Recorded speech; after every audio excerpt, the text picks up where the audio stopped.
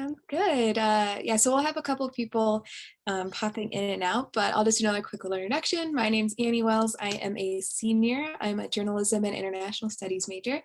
I was editor-in-chief of the Iowa State Daily last year, so I got to know Spoon quite well, as we said. Spent a lot of great time together, and Spoon really helped kind of cultivate my passion for the First Amendment. And then I took Julie's seminar First Amendment course, and it's been great to finally see a lot of these events come to fruition this week. So nothing better, I think, than to celebrate the First Amendment. And I'm so honored and happy to help lead this discussion today. So thank you so much for being here. And like Julie said, I know we're probably going to probably go pretty close to time. I have like one or two basic questions that I'll start off with, but I really would like this to be a discussion because we have such a great opportunity to have, when Julie and I have been planning this, we always call them the Mary Beths, plural. So we're like, the Mary Beths are coming. But yes, use the chat or I'll have some time for questions as well. So I'll do a quick introduction for our guests.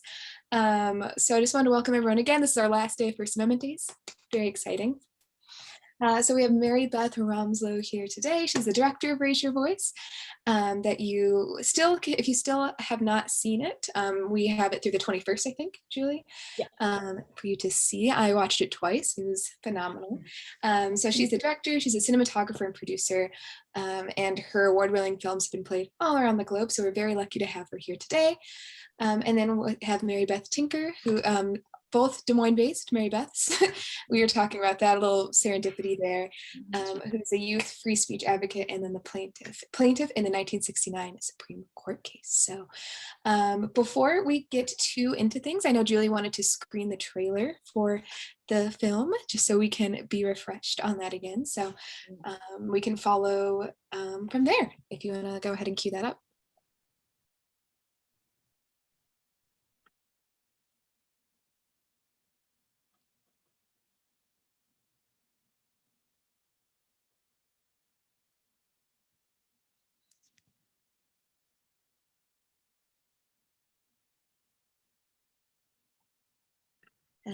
I can't hear it.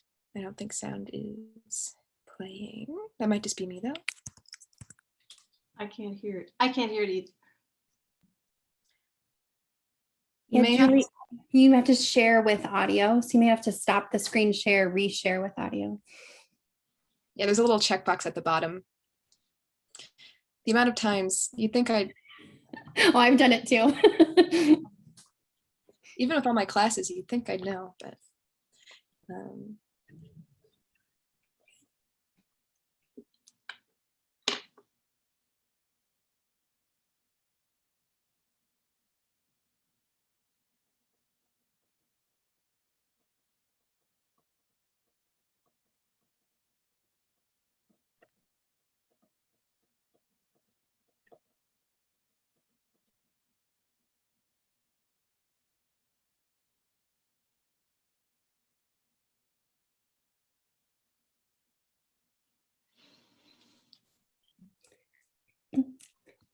No sound again, Julie.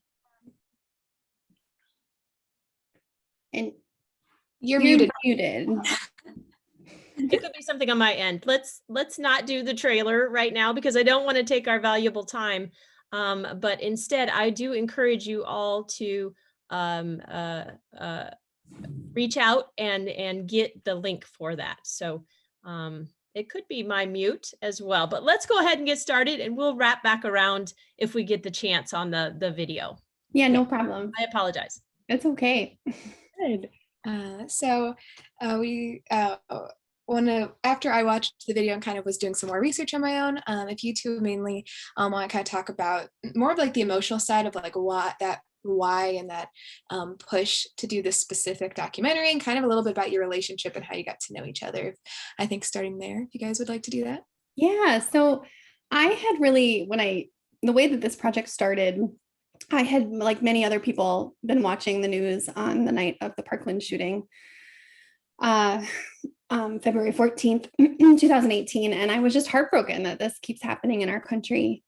And my family has been touched by gun violence. I lost my cousin to gun violence years ago. And so it connected with me on that level, but also I was a student journalist, and I had seen that night on the news Melissa Falkowski, who's the teacher, one of the teachers in the film, talking about how she hid in the newspaper room closet during the shooting with her newspaper team. And it made me think of my days as a student journalist. And I was just really struck by her passion and how she empowered her students to navigate this terrible thing as both survivors of a tragedy, but as also journalists, because they were thinking like journalists the whole time. So I just reached out to Melissa and I said, I don't know what I'm really asking here. I'm an independent filmmaker and I'm interested in your story and your journalist story. And I'd love to make something that is, a longer, slower burn than fast news. And she said, well, that's really up to the kids. And so I made a pitch video to them to say, this is what I'm interested in doing. And we met up at March for Our Lives 5 weeks later and started the process. And on that trip, I met Mary Beth Tinker, who I had known about growing up because growing up in Des Moines and learning about her case. And she said, oh, well, you're here with the Parkland kids. This is the 50th anniversary of my court case. You should come. They should come to Des Moines for the 50th anniversary. So there was kind of just this like story serendipity that happened all along the way. And I probably thought going into the project, it might have been more leaning about guns and gun violence and gun rights. But it became so clear to me in talking with these students about their journalism and in meeting Mary Beth Tinker and figuring out that the history that supports it, that it was really much more about First Amendment rights, and that you can't really advocate for anything if you don't have your First Amendment rights. So the focus of the project came more there, and I filmed it over the course of about 2 years, and followed the students along sort of their journey of grief, but also of empowerment and advocacy, through the pain and writing through the pain, really.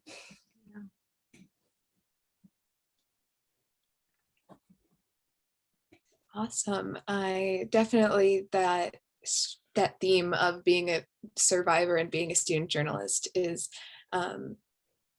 dealing with tragedy is one thing, like reporting on tragedy, but then dealing with tragedy is another. Would you both maybe want to weigh in on kind of what's your biggest takeaway from like working with these kids and talking to them? Like, how did they inspire you? Yeah, Mary Beth, you want to start? Well, it was the idea, and thank you so much for having me here, everyone who put this whole week together. It's really great to be with all of you, and thank you, Annie. So great to be with Mary Beth again, and I'm such a fan. But I think the biggest takeaway for me was the idea of turning grief into some kind of hope and, future that we can go forward with out of great misery and suffering and tragedy. That was what happened there at Parkland. But then the will to live, and to not only live, but to make things better. That's what really was the strong message for me. But of course, in order to do that, they needed to have some rights and they needed to be respected. And so that was part of the story also. I think for me, in getting to know these wonderful students and teachers, and I had many takeaways, so many, but one big one was that they were really amazing journalists before this tragedy happened at their school. It's not like they were born out of this tragedy. This tragedy strengthened and fortified their skills that they already had, because journalism and student journalism it's an amazing practice in critical thinking and introspection and listening, which are all skills that even if you don't end up becoming a journalist in life, they're really valuable to hone and practice. And so Melissa Falkowski is an amazing teacher, and she had already really been empowering these students to write about big issues. I mean, before the tragedy, they were writing about vape culture, and the environment and all kinds of things that were big and controversial, but they were important to their community. And I think that was one big takeaway, that it's such an important skill and practice. And it takes adults, empowering and making sure and looking out for their rights. But really, it's a practice that carries with you throughout your life. I mean, as I mentioned before, I was a student journalist, and in high school and in college. And I've taken those skills into the career that I do now. And I really just think it's a great way to listen and understand the world and think critically and practice your writing and practice your voice. Yes, love student media. I'm so lucky that Greenlee is just such a big push on it. And for those great takeaways that you guys discussed, what do you hope that, so there are going to be some high school students joining us, like we mentioned, also some Greenlee students. What do you, kind of on the flip side, what do you hoped that we took away from Oh, that's a really good question, Annie. Thank you. To think about that. Let's start with you, Mary Beth. What did you hope people would get out of your amazing and beautiful film? That's a great question. Well, I think that I hope that people take away that youth have a lot of power to their voice, and we need to hear from youth. They're a big part of our society, and it's not like there's some day that a switch magically flips and you get to have a say in society and you get to use your voice. It takes practice all along. And I think that I hope people take away that youth very much have a right to speak their mind and have a voice in society in a lot of different ways, through journalism, through advocacy, through petitioning your leaders, because you have every right to do that under your First Amendment rights. And I hope that people take away a great respect and responsibility as adults to empower youth. Awesome. That kind of goes into my next kind of point that'll probably direct toward Mary Beth Tinker. Is our theme this week is some assembly required, which we think is good. Thanks. I remember when we were coming up with it, we were pretty proud of that. And so we've done a lot with protests and a lot with speech and kind of how they work together. How can we encourage other people to use their First Amendment rights and to assemble and to speak up? Exactly. Well, first of all, by modeling it ourselves. And so that kind of gets into, in schools, that means teachers also speaking up about the many, many issues that they have, whether it has to do with school funding, or now we've got loan forgiveness for students that is so important in the university level, and the many other issues. There's a group that I work with in Nebraska of university professors that are all about, having academic freedom to say things that they care about without, having some kind of retribution or punishment. So that starts with being a model really for the First Amendment, but also sort of paying attention to issues that have to do with students' rights and students' free speech rights, student free press rights. Only 25% of high school students have student journalism.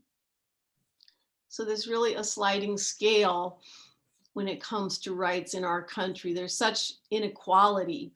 Students that have, that come from families that are higher income, where schools have more white students, there are generally more free speech rights at those schools. And so that's an issue for all of us to care about and to work on and to think about how our work affects and hopefully improves that situation.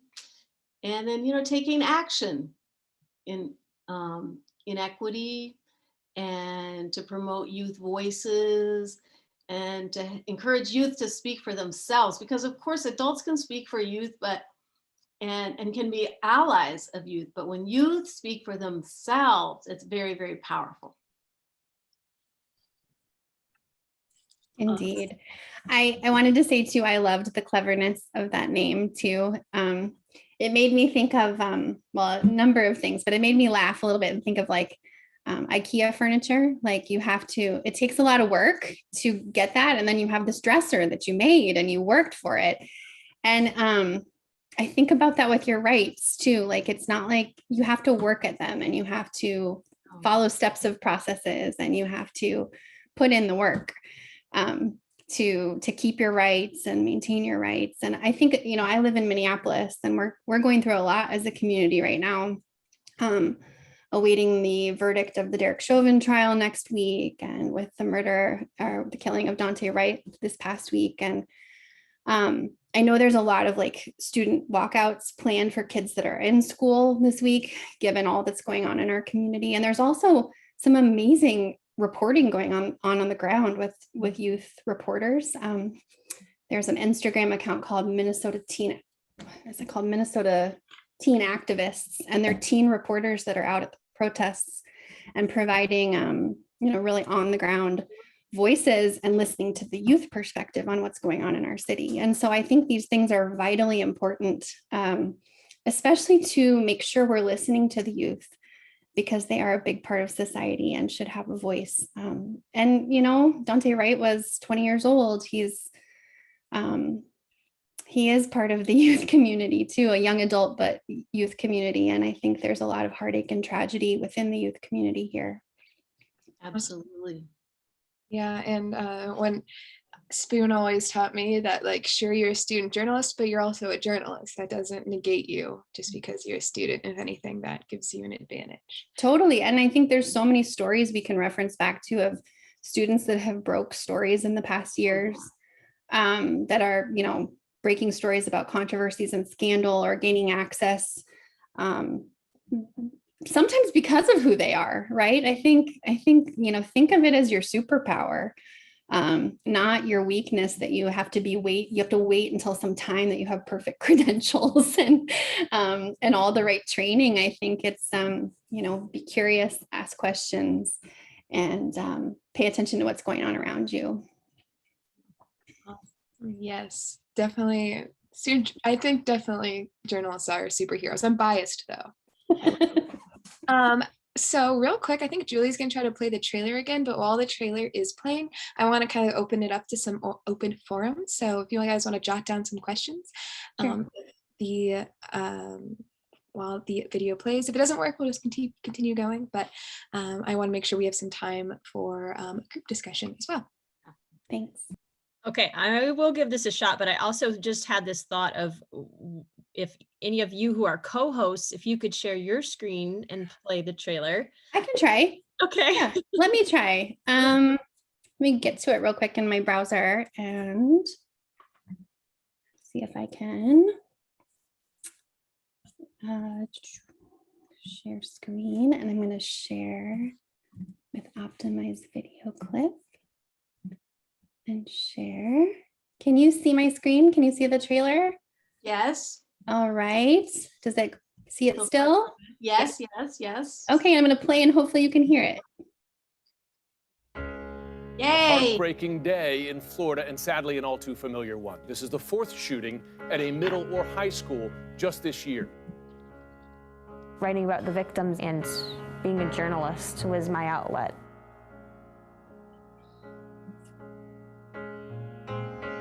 Journalists present this information to you. Here is this problem, and then you're hoping that the public is going to look at that and say, oh, that's horrible. Let's not let that happen ever again.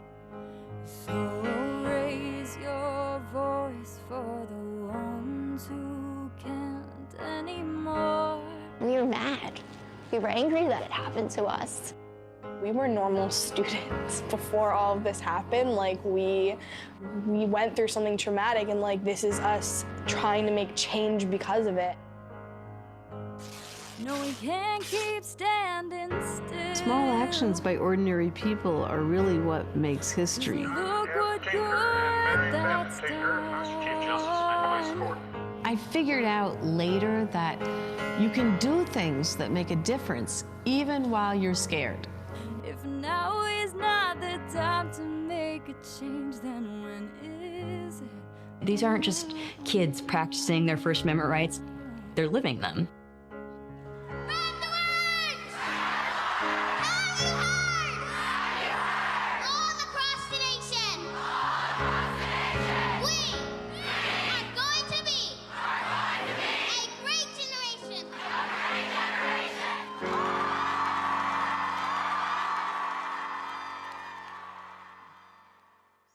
So beautiful, so good.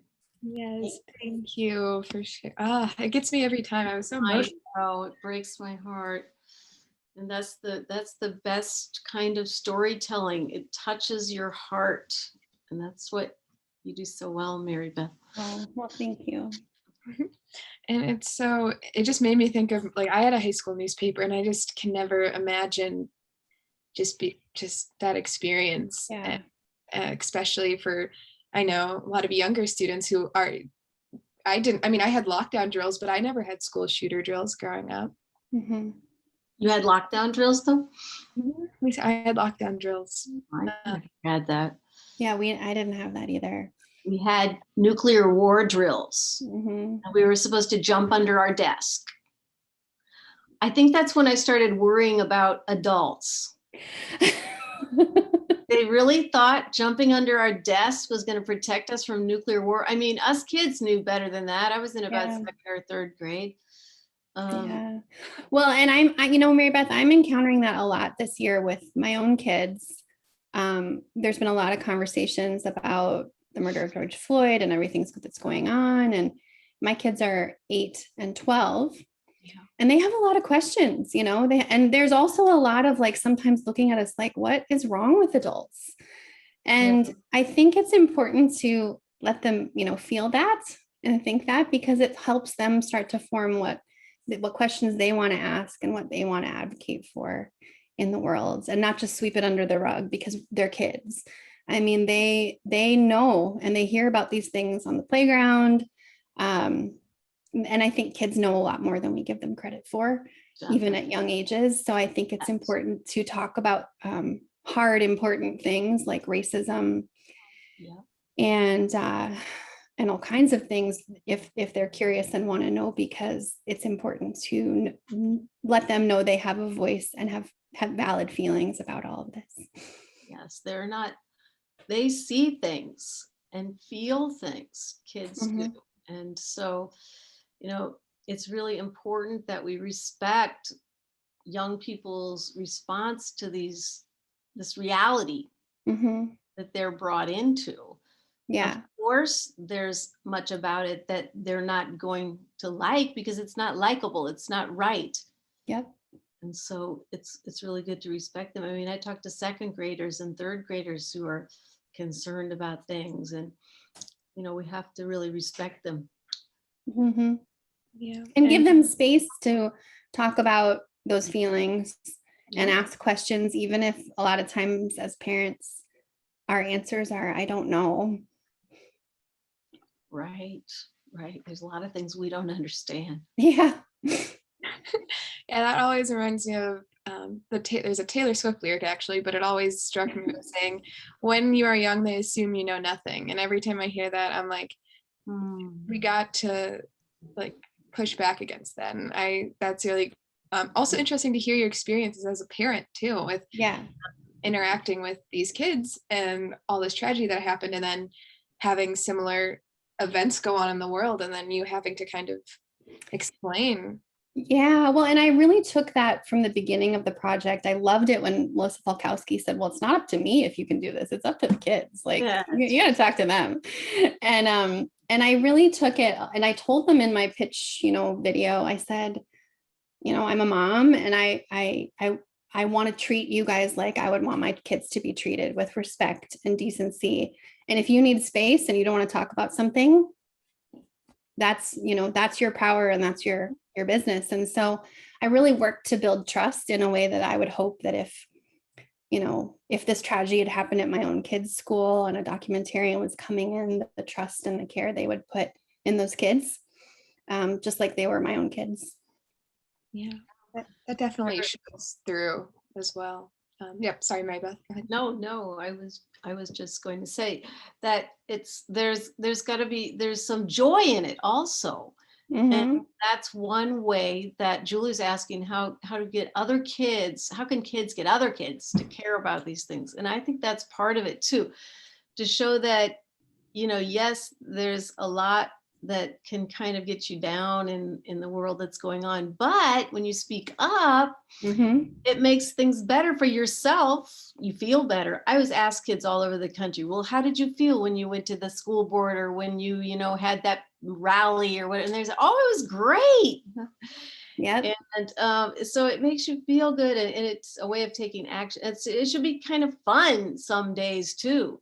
Yeah. These kids in Rhode Island, they dressed up like guinea pigs and rats to testify at the legislature about the tests all the time. They were sick of all the tests in their schools.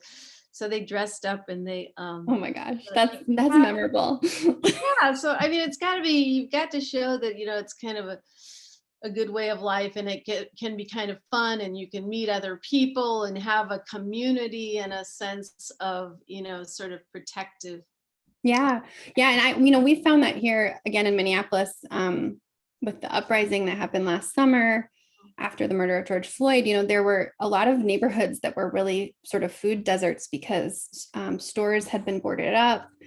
And so there was a lot of community effort to, mutual aid to bring supplies to neighborhoods that needed help. And my kids got involved, lots of kids got involved. And it was like, it's sometimes too like breaking a big problem down into smaller, simple, actionable steps. Like today, we're going to talk to neighbors and ask for, we're going to ask for canned goods and, things that we can bring to this distribution center.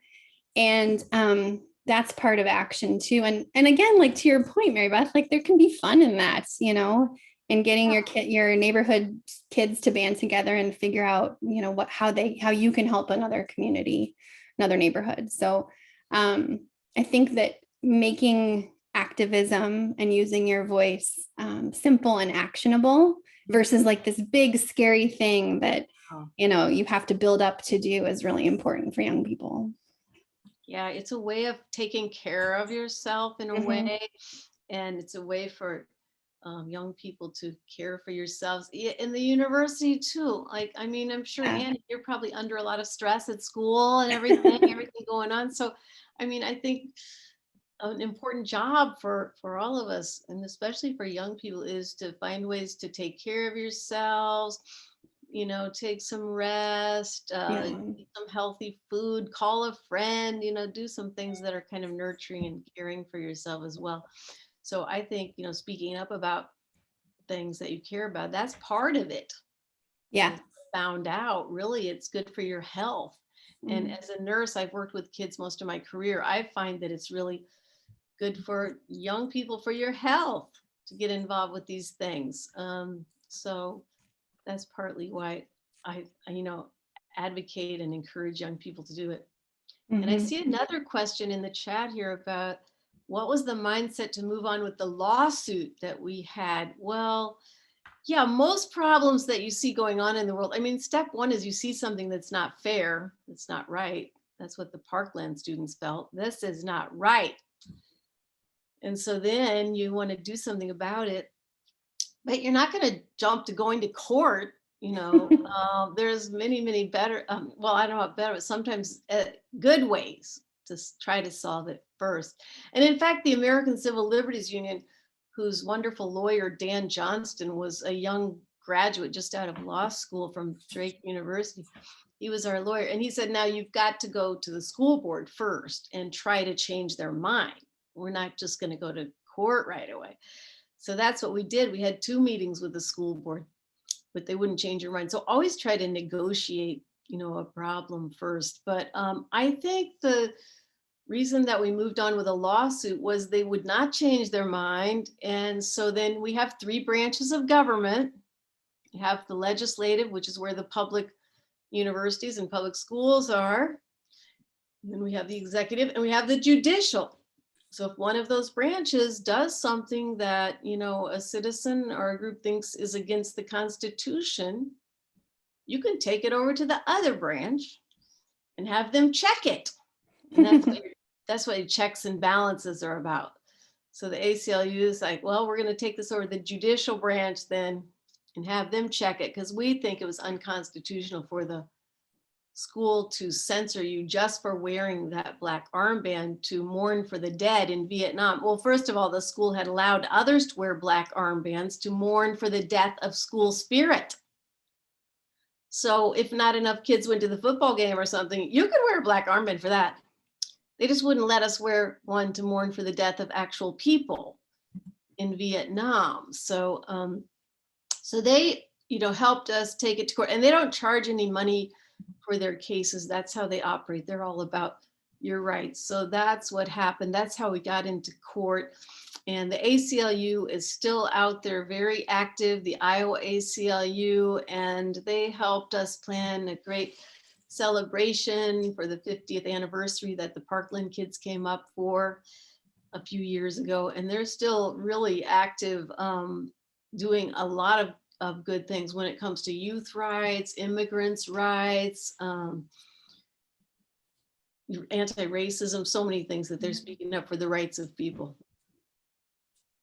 Awesome, man. I think that's also really important to note too, that change, like a lot of people think just because you're not going to like the Supreme Court right away, that's not change. That's not true at all. Right. Local something today that you think is not right. You can try to just right away. And a lot of it has to do with things that are seemingly small, but there is no seemingly small thing when it comes to your life and something you care about. So that's really great advice. I'm gonna go. I feel all ramped up now. I don't know. Good. There you go. Yeah. We have a note from Julie. So this was a note I had as well. I know growing up, like for me, like Twitter and Facebook have been very constant, and it's easier to assemble people more than ever. That's how I was using social media. But Julie has a question about what your opinions are on schools disciplining high school students for their social media posts. I really liked our media law class because this was a very hotly debated topic. Yeah, it's a really interesting, new social media is like this whole different, opens up all these other questions about where does school end and begin? Where do your where do your personal rights start and stop? Because obviously, as you may have studied, that students do have rights to free speech in school with limits to safety and certain things. So, but what happens outside of school and what happens to events connected to school, and that's this case that's coming up for the Supreme Court to hear about the cheerleader who expressed her feelings on social media and was disciplined for them outside of school, but it's about school activity, and then it faced school action. So it's a really interesting topic because it's sort of like a new space that is school but isn't school, and especially in this pandemic year where we are all remote and everything's online, what's school and what isn't. So I'm definitely not enough of a legal scholar to really know how to analyze this or how the Supreme Court case is going to go, but I'm really interested in paying attention to it because I think it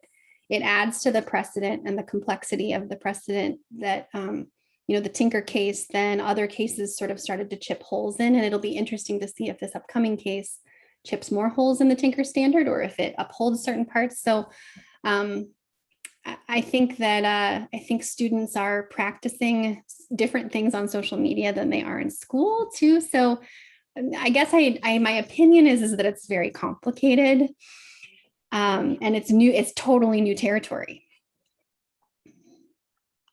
Yes, it's very interesting. It's the name of the case is Mahanoy versus BL, and it's going to be heard on April 28th. And a student was cursing about her cheerleading team when she wasn't accepted as the varsity team. It came from Pennsylvania, and it's also an ACLU case. All the cases at the Supreme Court having to do with student speech rights have been ACLU cases, and this is as well, except for the one in 1943, which was Barnett versus West Virginia. But regardless, so Mahanoy. So yeah, it has to do with how far the authority of the school reaches. Is it, if you do something at home on your own Snapchat, Instagram, etc., can the school censor you or discipline you? And at the Court of Appeals level and at the district level, the girl won the case, and the judges ruled that she had not substantially disrupted school and that she was out of school anyway, and that her rights should have been supported. So we're hoping that the Supreme Court will affirm the two rulings that have already been made but it's hard to tell with the Supreme Court because one of the justices on the Supreme Court, Clarence Thomas, has already written in a prior ruling about another free speech case for students that the Tinker ruling should be reversed, and that there is absolutely nothing in the Constitution saying that students have rights. So we know that he's not going to be a vote for students' rights. But my brother and I, John and I, we signed on to an amicus brief here that is our opinion about what should happen in the case. And a wonderful First Amendment lawyer named Robert Corn Revere wrote it, and then we worked with him on fine tuning it a little bit.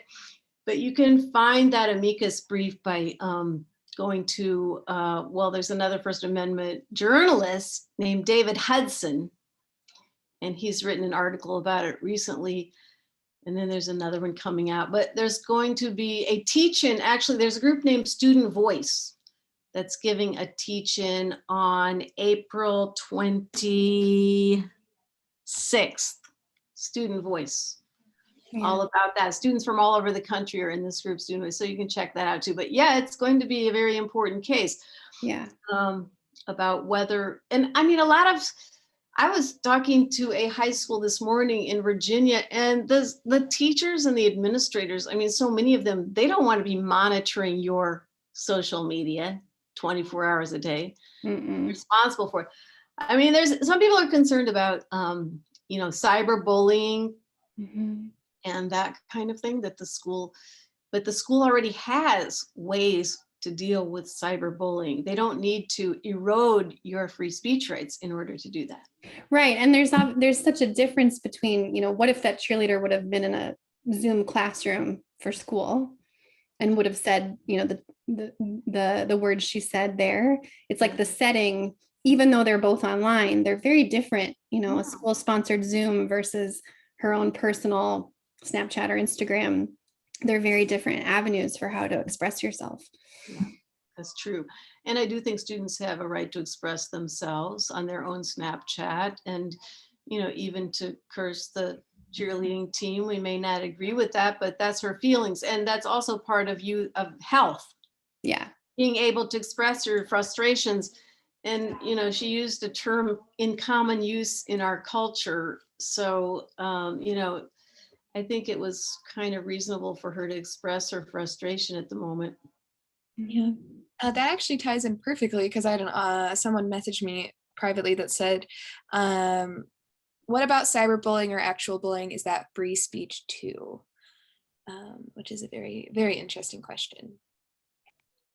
Well, there are limits on all rights. And as journalists, you learn those very soon. But, in our culture, in our society, in our democracy, the limit is the true threat. You cannot make a true threat and call that First Amendment free speech. The First Amendment won't protect you for a true threat. And so that's kind of where cyberbullying is. And then, I mean, even under Tinker, you're not allowed to, impinge on the rights of others. That's in the Tinker ruling. You can't impinge on the rights of others, whatever that means, though. It's very open to interpretation. Yeah, very, very interesting for sure, that line. And I'm really interested to see. I definitely will have to look into that student voice group, though, with all those. Yeah, check it out. They're really good. They're students from all over the country. But I mean, I really think it's a reason why all of you young people, it's great you're learning about all this and talking about it, because you can weigh in too. It's not like there's some expert somewhere that knows the answer to this. I mean, even Supreme Court judges disagree. Even for, the district appeals court judges disagree. So, hey, you might as well, learn about it and weigh in too. I think the voices of youth and the opinions of youth are important too in all of this. Yeah, and it adds to the dialogue of understanding. Right. Sure. And feel free to keep the questions coming. We're gonna probably go until 2 because the combo is so good, and we hope everyone can stick around, but to leave, we understand. But just saying, we have some extra time as well.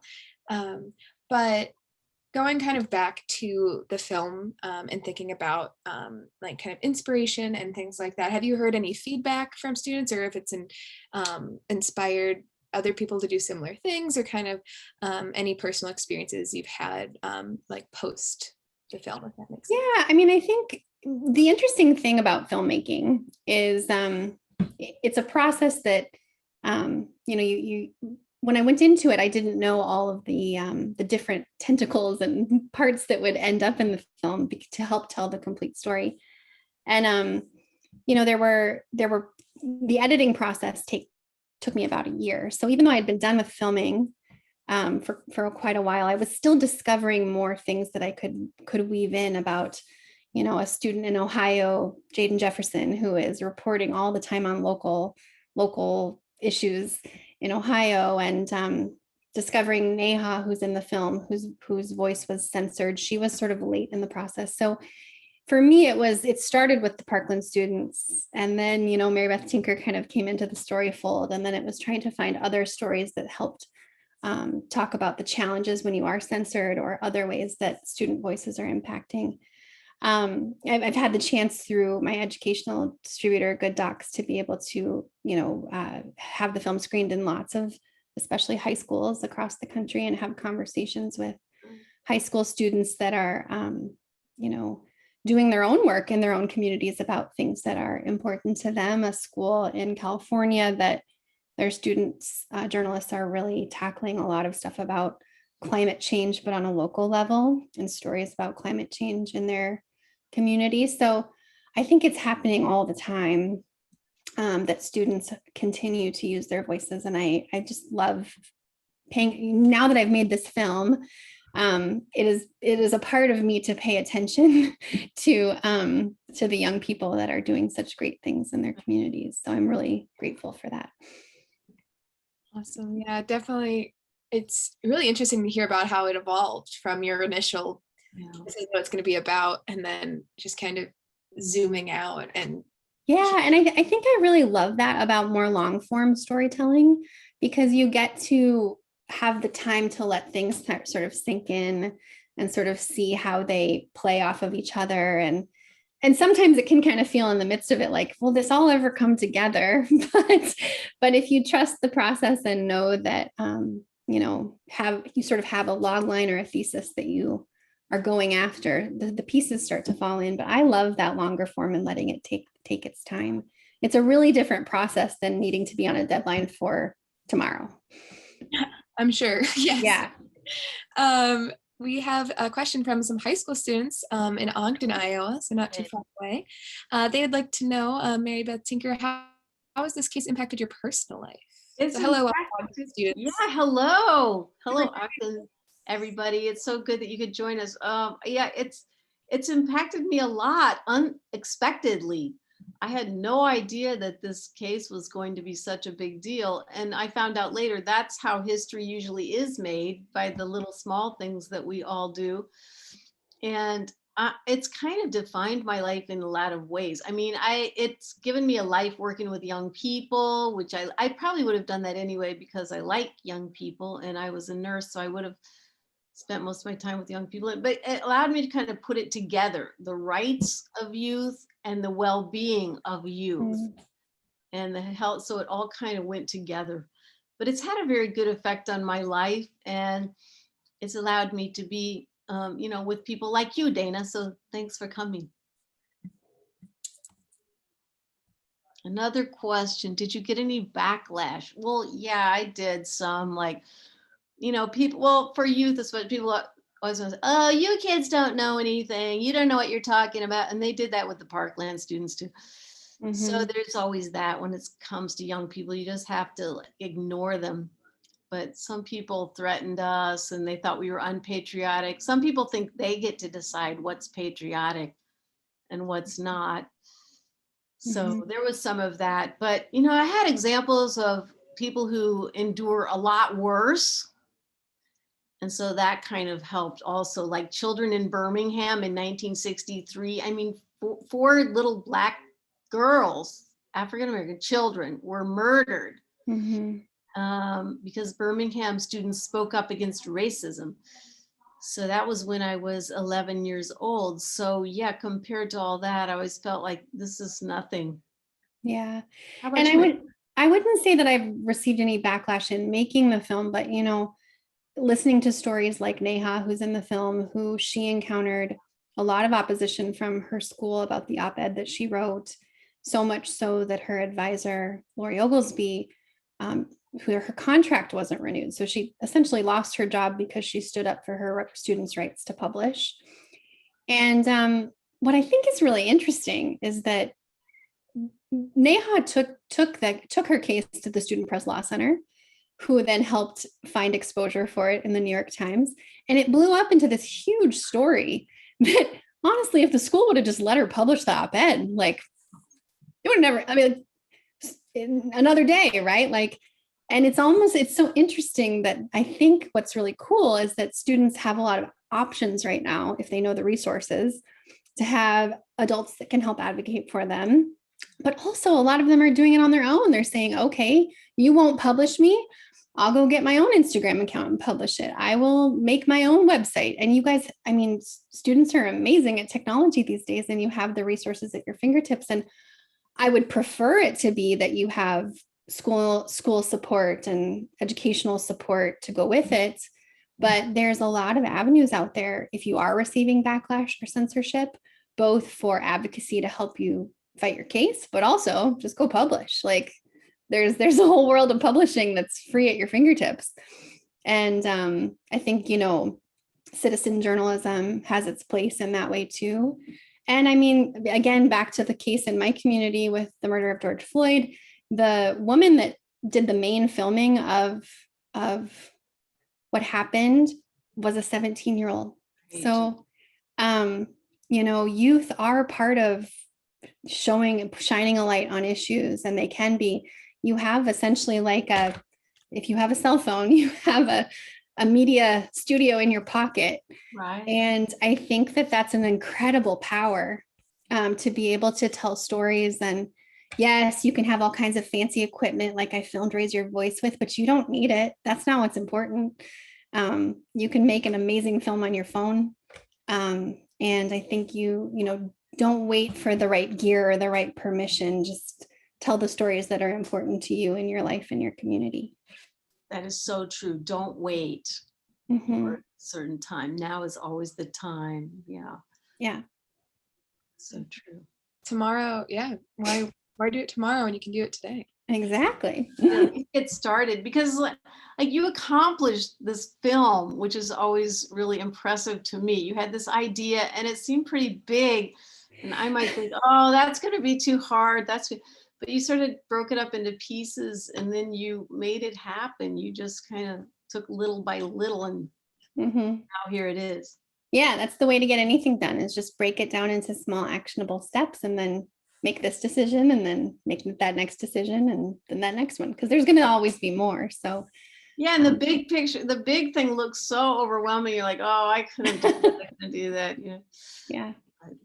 And I know you both have touched on it a little bit, but would you have any advice for any high school or college or any youth who want to do these things, but they're scared? Like, that sounds kind of... Yeah, I found out you're going to probably be scared while you do it. Don't expect someday I'm not going to be scared and then I'll start on this, because when you do it, you're probably going to be a little scared. In a way, it kind of helps push you on and stuff. Maybe you can get a little, support from a friend or family, whatever, or, other examples. That always helps. But yeah, just jump in there. I was like the shyest person you could imagine, and I am not a person who's like out to make speeches and stuff, but little by little I just started doing it, and then it gets easier.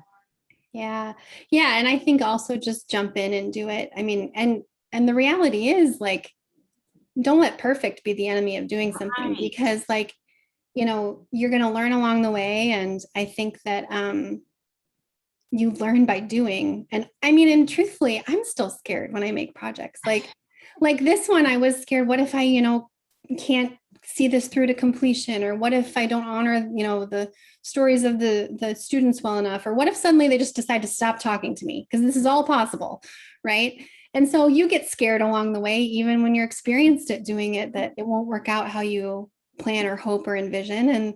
And you just keep going, just like one foot in front of the other. I was even thinking today that part of it is just you not being afraid of making mistakes. Oh, yeah. Because I've made so many mistakes. And so many. Gosh, I used to cry.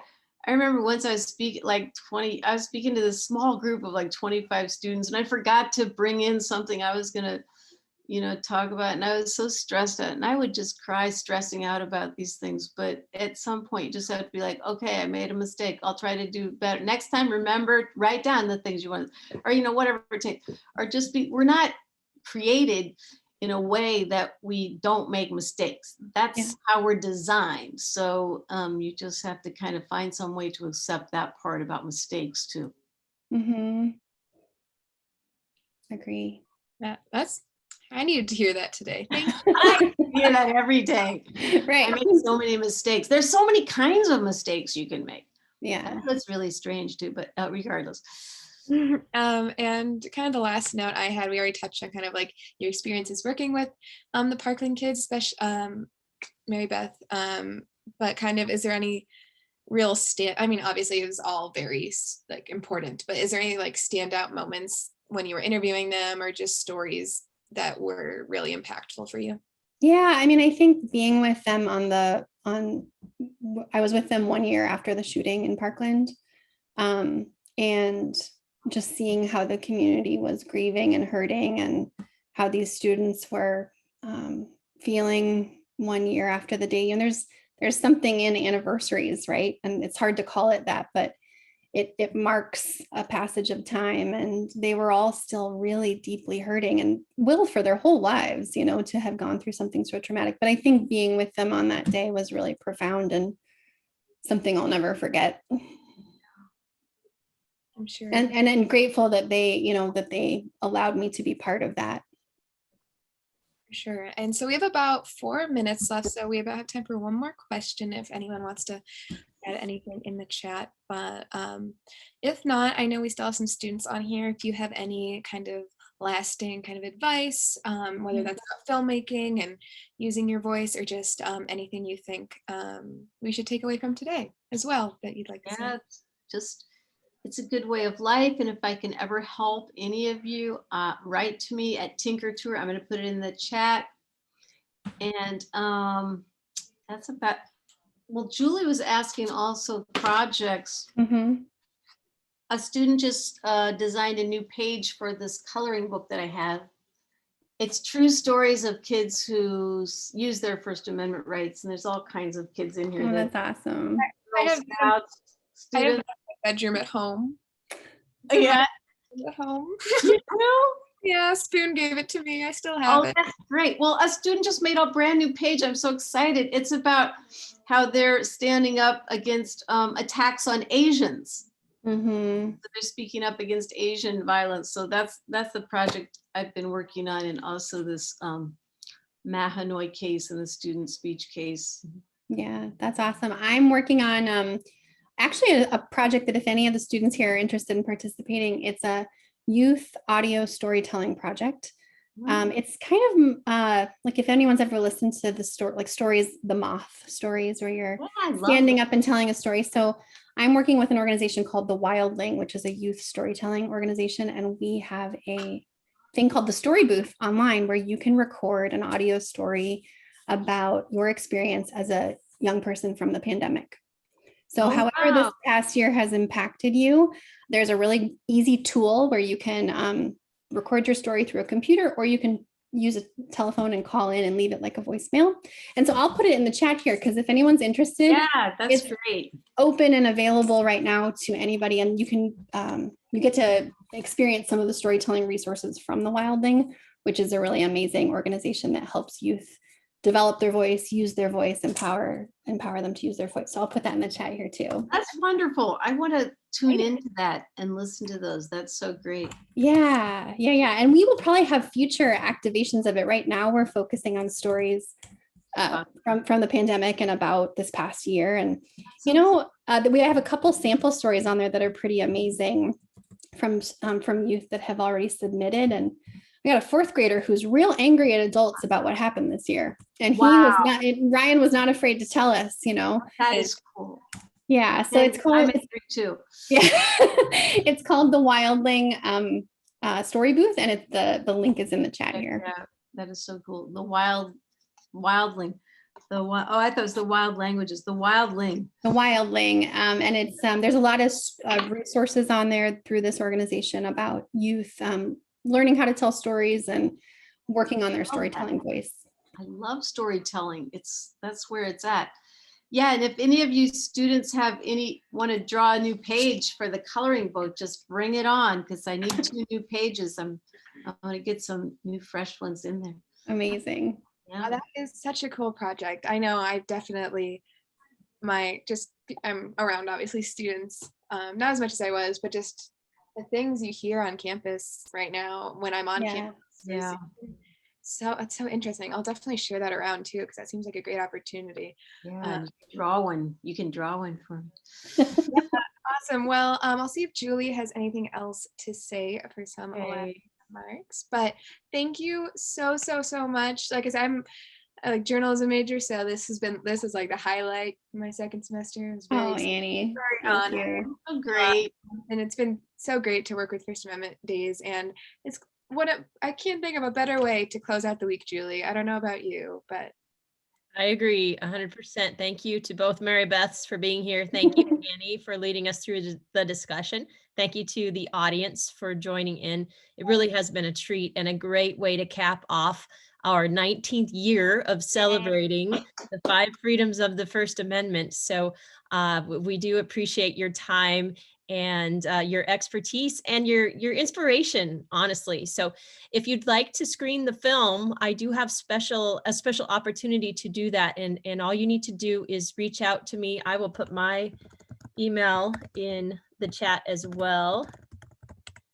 And I hope you'll take advantage of the chance to see the film. It really is something you should see. So thank you, everyone. And I hope you have a great day. Thank you. Thanks, everyone. Have a good weekend. Take care. Goodbye, everyone. And thanks to Mark Witherspoon for starting the First Amendment Days with others in the very beginning. Yes. Appreciate that. And Brenda and Julie. Thanks, everybody. This was wonderful. Everybody. It was so good to be with all of you.